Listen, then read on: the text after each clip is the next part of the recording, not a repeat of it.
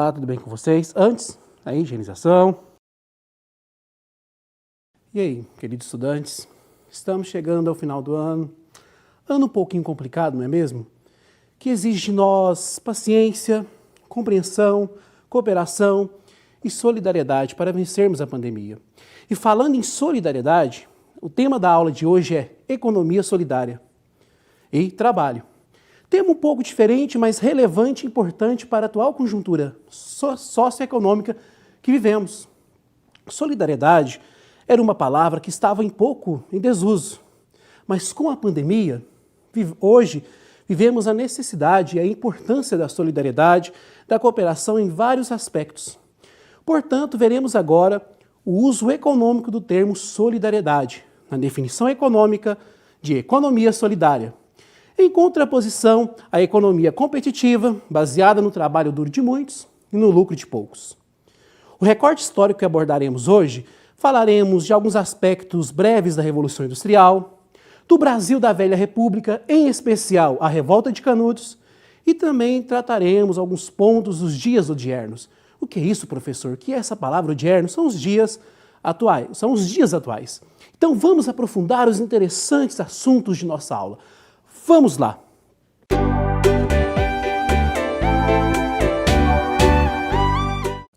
Para o melhor entendimento da aula, já vamos para a definição do termo economia solidária. E para essa definição, vamos utilizar um texto do economista Paul Singer, um dos principais teóricos da economia solidária. Vamos lá! Vocês vão ler juntamente comigo. E eu vou dar ênfase em algumas palavras específicas para vocês memorizarem. Vamos lá.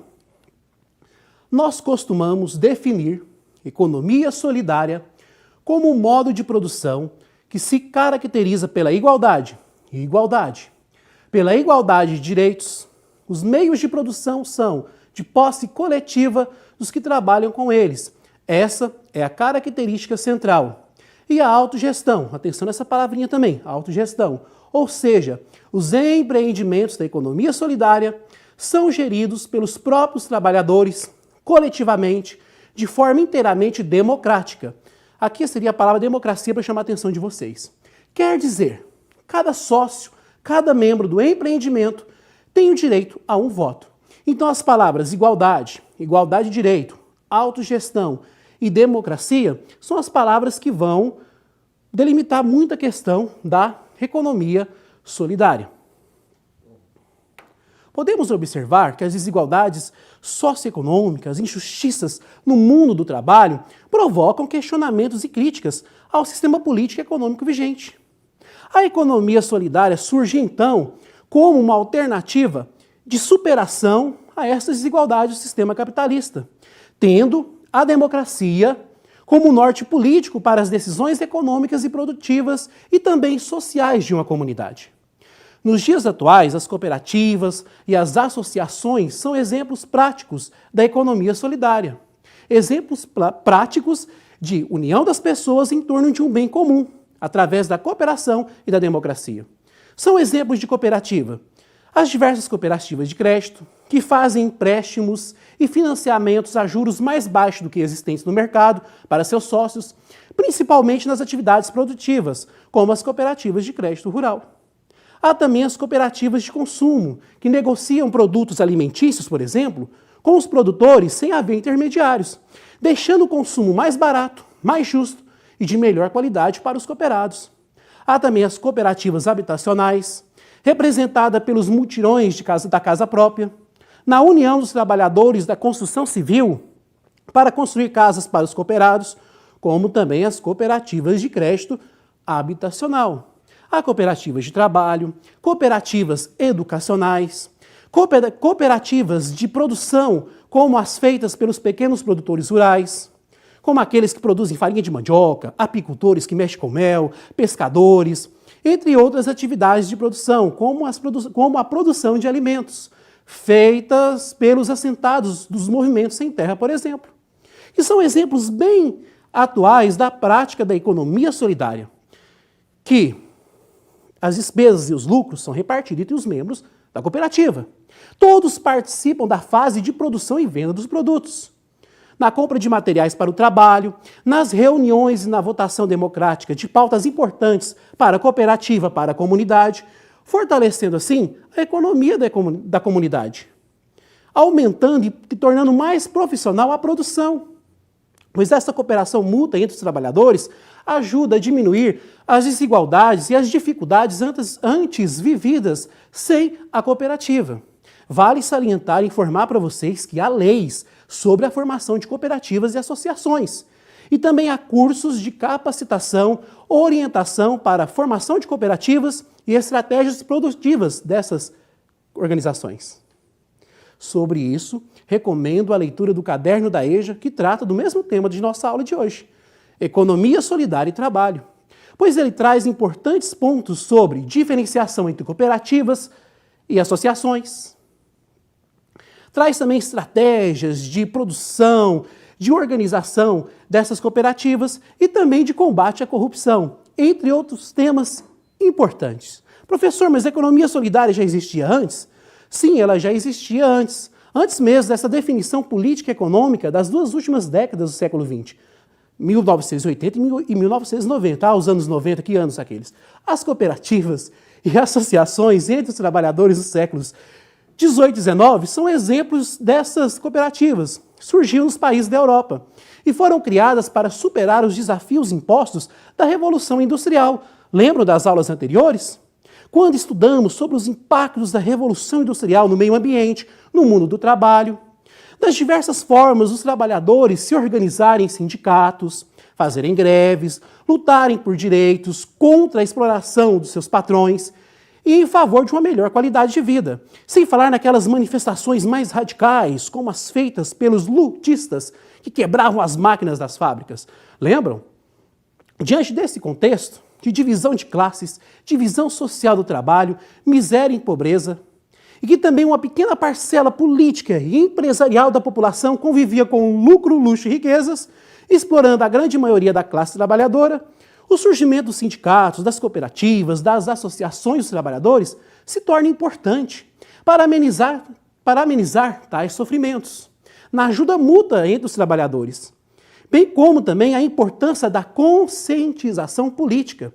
Os operários, excluídos, oprimidos, viam nessas associações e cooperativas possibilidades, estratégias, novas formas de trabalho e de produção. E vamos ver um importante exemplo disso que eu estou falando para vocês. Vou ler com vocês uma das primeiras cooperativas na Europa e que influenciou as organizações cooperativas pelo mundo após isso. Os pioneiros de Rochdale, ou a Sociedade dos Probos de Rochdale. Era uma cooperativa de consumo e produção fundada por 28 operários ingleses, a maioria de fábricas de tecelagem. Eram 27 homens e uma mulher. E eles estabeleceram princípios normativos e regras de conduta para participar e conviver na cooperativa. E esses princípios morais, éticos e regras de conduta na cooperativa serviriam de exemplo para formulação de leis e normas nos demais países do mundo ao longo da história para tratar de associações e cooperativas. Resumindo, o que eles faziam então, professor? Eles faziam compra e venda de produtos, estocavam esses produtos em armazéns para que o consumo fosse mais justo e o preço dos produtos também mais barato, mais acessível para os cooperados. E para participar, e tem uma similaridade com aquilo que lemos do Paul Singer sobre economia solidária e democracia, preste bem atenção aqui. Igualdade política entre seus membros. Cada um tinha direito ao voto para tomar as decisões. Neutralidade política e religiosa. Independente da religião, se ele fosse protestante ou católico, se ele fosse da esquerda ou da direita, ele poderia participar dessa cooperativa. Estou trazendo a linguagem de hoje para vocês entenderem um pouquinho melhor. E também havia a autogestão da cooperativa. Então, tudo era gerido pelos próprios cooperados. E fez tanto sucesso que essa cooperativa, em pouco tempo, já tinha mais de 1.400 cooperados. E ela serviu de exemplo para as demais cooperativas na Inglaterra e também nos demais países da Europa e, posteriormente, nos países da América Latina, como o Brasil. Lembrei agora, estava me esquecendo. Vou voltar no slide anterior para uma recomendação para vocês. Os Pioneiros de Rochdale. Há um filme tratando sobre eles, com esse mesmo nome, que trata sobre a história dos operários, como eles formaram a cooperativa, como essa cooperativa foi recebida pela sociedade daquele momento, seja pela elite também, pelos demais trabalhadores. Gente, mas observe uma coisa. Os filmes, eles são uma interpretação de uma realidade, de um fato histórico. Ele propriamente não precisa ser o fato histórico em si, mas ele traz a interpretação de alguém que faz aquele filme. Tem a questão da produção, da escolha dos atores. O filme também é uma importante fonte e um importante documento histórico também para a nossa análise. Então vejam esse filme com a análise da economia solidária que aprendemos e continuaremos a aprender durante a aula. É interessante observar que as organizações feitas pelos trabalhadores, quando elas se mostram uma alternativa eficiente e ameaçadora aos lucros das grandes corporações e se tornam uma ameaça à ordem social vigente, elas são consideradas atrasadas, coisas ruins. E muitas das vezes elas são perseguidas politicamente ao longo da história. Muitas das cooperativas, das associações trabalhistas e também os sindicatos foram postos na criminalidade pelos países através de leis sempre em benefício do grande capital. Salvaguardando, respeitando o contexto e a temporalidade histórica, o Brasil da Velha República é um exemplo disso. Da prática criminosa do Estado contra seu povo, quando seu povo se une em favor de um bem comum, para superar ou amenizar os sofrimentos econômicos e até mesmo morais que a sociedade sofre em uma nação tão desigual. Como diria Gilberto Gil, excelente cantor, em sua música A Novidade, ó mundo tão desigual, tudo é tão desigual. De um lado, esse carnaval, do outro, a fome total. Sobre isso, vamos comentar sobre a revolta de Canudos e ver nela alguns pontos da economia solidária e também do autoritarismo, da forma terrível que o governo brasileiro da Velha República lidou com este movimento. O que era Canudos, professor? Canudos era uma fazenda do sertão baiano da Velha República. E a partir de 1893, estabeleceram-se nessa fazenda sertanejos pobres, enfermeiros, soldados de baixa patente, professores, artesãos, entre outros diversos grupos sociais e profissionais. Por quê, professor? Porque eles fugiam da miséria, da pobreza, do desemprego e do descaso do governo republicano com eles. Bem como também da violência imposta pelos coronéis. Quem eram os coronéis? Latifundiários, fazendeiros, com forte influência política e até mesmo militar em diversas regiões do Brasil. Calcula-se que entre 25 a 30 mil pessoas viveram na comunidade de Canudos. A liderança do movimento era feita pelo beato, o líder religioso, Antônio Conselheiro. Pois a comunidade também, além da questão econômica, ela servia também de alento espiritual aos seus integrantes. Vale lembrar que o Brasil, naquele momento, era uma sociedade altamente religiosa, em especial católica. E a igreja, naquele momento, fazia parte da elite política e econômica do governo republicano. E era uma instituição de forte autoridade na sociedade. Entretanto, muitas pessoas se sentiam injustiçadas, desamparadas pela igreja. E elas encontravam em Canudos o apoio espiritual e também novas experiências religiosas próximas de sua realidade. A questão da economia solidária em Canudos, a gente pode verificar ela através da agricultura de subsistência. Na plantação, por exemplo, de mandioca, cana-de-açúcar, feijão, milho, batata, abóbora, não sei se plantava abóbora, mas eu acho que plantava, entre outros alimentos. E também na criação de cabras, cavalos, entre outras importantes atividades envolvidas entre os próprios membros da comunidade. Eles até fabricavam vestimentas e chapéus. E Canudos comercializava os seus excedentes com as cidades e vilas da região. Ele se autodenominava a comunidade Belo Monte, um nome religioso baseado nos princípios bíblicos, e eles se colocavam em oposição ao governo republicano, em favor de uma monarquia celestial idealizada por Antônio Conselheiro. Essa comunidade tornou-se autônoma em sua gestão. Porém, contudo, entretanto, Canudos foi mal vista pelas autoridades republicanas, posta como ameaça à ordem política e social daquele momento. Seja pelo exemplo que Canudos poderia dar para a formação de novas comunidades autônomas religiosas pelo Brasil. E sobre outros diversos motivos que levaram as autoridades do governo republicano e as autoridades locais a fazerem expedições militares contra Canudos. A comunidade de Canudos era temida religiosamente, porque a igreja tratava eles como uma heresia, uma seita, devido às interpretações bíblicas do Antônio Conselheiro se diferirem um pouco das interpretações da igreja. Isso era considerado um erro para a igreja católica. O ideal da monarquia celestial por si só era visto como uma ameaça à república. E a fuga dos trabalhadores para a comunidade de Canudos, antes explorados nas fazendas coronéis, era vista como uma ameaça econômica aos próprios fazendeiros. E tudo isso foi potencializado quando as 3 primeiras expedições contra Canudos foram frustradas. Por quê, professor? Devido à resistência da comunidade. Uso de emboscadas para surpreender os militares. Os canudenses, se assim podemos dizer, também tinham armas de fogo, conheciam melhor a geografia da região e eles venceram. Mas só que a opinião pública daquele momento colocou a comunidade de Canudos como inimiga da República. E uma nova expedição foi organizada, esta com um poderio militar maior, com cerca de 6.000 soldados, canhões, balas, dinamite, provocando um verdadeiro massacre, um verdadeiro genocídio em Canudos.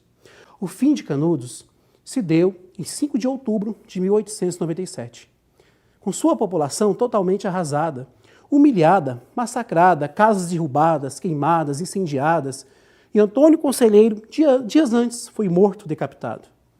Isso mostra-nos o quanto os governos autoritários, ditatoriais e antidemocráticos prejudicam a sua população. E eles ainda são beneficiados com a miséria e o sofrimento da mesma. Vamos olhar aqui o próximo slide que mostra essa questão, que é um dos poucos registros históricos em imagem da comunidade de Canudos. Olha aqui, os sobreviventes de Canudos. Após, ter arrasado com a comunidade. No fundo, não sei se vocês conseguem observar, que são os militares dessa última expedição. E aqui tem crianças, homens, mulheres, senhores e senhoras de idade. Professor, o que aconteceu com eles? Eles voltaram a viver aquela vida de miséria antes da comunidade de Canudos. A trabalhar nas fazendas dos coronéis, a sofrer os maltratos, porque não teve assistência republicana para essas pessoas. É triste dizer isso. Aqui está um dos registros dos sobreviventes de Canudos. Ainda sobre Canudos, eu recomendo para vocês a leitura do livro Os Sertões, do escritor Euclides da Cunha. Repito, Os Sertões de Euclides da Cunha. Ele era um correspondente do jornal Folha de São Paulo. Ele foi enviado ao sertão baiano para cobrir a revolta de Canudos. Anos depois, em um estilo literário, ele escreve importantes informações sobre Canudos, comentando sobre Antônio Conselheiro, a sua importância para Canudos, e ele trata muito da questão também da violência, da forma violenta que o Estado brasileiro, naquele momento, lidou com este movimento. E sobre Antônio Conselheiro, eu quero trazer uma importante curiosidade para vocês. A lei número 13.829, de 13 de maio de 2019. Que lei é essa, professor? É a lei que coloca no livro dos Heróis e Heroínas da Pátria, Antônio Vicente Mendes Maciel. Quem é esse cara, professor? O Antônio Conselheiro. O projeto de lei da deputada Luziane Lins, do PT do Ceará, porque o Antônio Conselheiro ele era cearense, embora ele constituiu a comunidade de Canudos no sertão baiano. E demorou muitos e muitos anos, é bem atual, para ele ser considerado um dos heróis da nossa nação. Por que herói? Porque ele lutou contra as injustiças sociais daquele momento. Ele lutou em favor dos pobres, ele lutou também contra o governo que agia de forma antidemocrática e ditatorial contra a sua própria população. E ele conseguiu, através da comunidade de Canudos, dar uma ótima assistência para as pessoas. Então ele foi sim considerado um dos heróis de nossa nação. A outra revolta, a revolta do contestado, que aconteceu nos Estados Gaúchos, alguns anos depois, que tem um pouco desses incrementos também. A religiosidade, a formação de comunidades, e que também recebeu um tratamento horrível e genocida, tanto do governo republicano e tanto dos governos estaduais ou das federações daquela época. Então, gente, diante das análises feitas até aqui, observamos que a democracia é necessária para a melhoria da sociedade, bem como a aplicação da economia solidária, que no seu aspecto de autogestão e subsistência, vale-se da democracia, da solidariedade, da cooperação, e isso influencia positivamente, diretamente no mundo do trabalho. É evidente que hoje temos mais tranquilidade para a formação de associações e cooperativas. E temos isso graças às lutas históricas dos trabalhadores ao longo dos tempos e das comunidades, como a comunidade de Canudos. E a economia solidária é uma estratégia importante e necessária diante de um mundo competitivo, excludente e desigual em que vivemos. Então, vamos concluir a aula agora, né? Terminamos a nossa aula, ou ainda vamos terminar. Espero que vocês tenham aprendido bastante, ou pelo menos um pouquinho sobre economia solidária dentro de uma perspectiva histórica. Agradeço aos professores da EJA pelo diálogo e a colaboração nesta aula. Em especial a professora Leide Evangelista, com amor de pessoa, muito gente boa. O professor Carlão também, que é gente boa pra caramba. Então, gente, façam as atividades de sua escola, do portal Escola em Casa. E para encerrar a aula, diferente dos outros dias, eu vou encerrar lendo um poema com vocês. Um poema que trata sobre a importância da cooperação, da solidariedade em todas as áreas da vida humana. Reflitam sobre este poema. Vamos ler o poema com bastante calma e atenção, que vocês reflitam bastante, né, e aprendam bastante também. Solidariedade, um chamado à união. Só uma pausa. Eu não encontrei o nome do autor ou da autora deste poema. Várias informações desencontradas, então vamos deixar que o autor desconhecido. Eu tirei esse poema também dos cadernos da EJA, que tratam de economia solidária e trabalho, o tema da aula de hoje. E lá você vai ver outras histórias, eles colocam muitas histórias e poemas para tentar conscientizar a gente da importância da solidariedade e da cooperação no mundo do trabalho. Então vamos à leitura do poema. Solidários somos gente. Solitários somos peças. De mãos dadas somos força. Desunidos, impotência. Isolados somos ilha. Juntos somos continente. Inconscientes somos massa. Reflexivos somos grupo.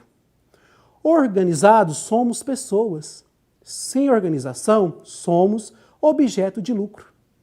Em equipe, ganhamos, libertamo-nos. Individualmente, perdemos, continuamos presos. Participando, somos povo.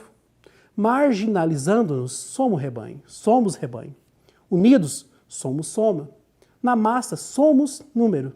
Dispersos, somos vozes no deserto. Agrupados, fazemo-nos ouvir. Amontoando palavras, perdemos tempo. Com ações concretas, construímos sempre.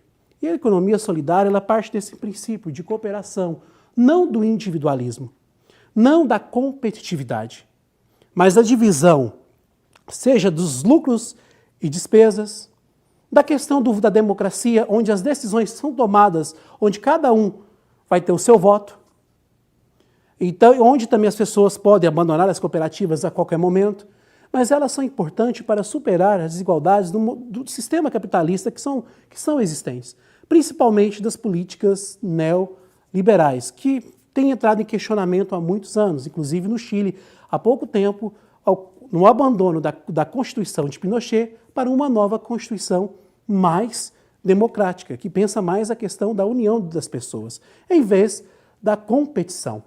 E a solidariedade é importantíssima na constituição e na construção da sociedade. E, novamente, eu repito, nós tratamos o tema democracia em outras aulas e ele é o ponto central da economia solidária. Ele é o ponto central também para questionarmos a ordem social vigente, para lutarmos por melhor qualidade de vida. E tudo isso recai e influencia muito na qualidade do trabalho, no resultado que você tem do seu trabalho. Trabalhando sozinho, muitas vezes a gente não consegue nada, mas de forma cooperativa e associativa, conseguimos bons êxitos. Então, espero que vocês tenham aprendido bastante e até a próxima aula.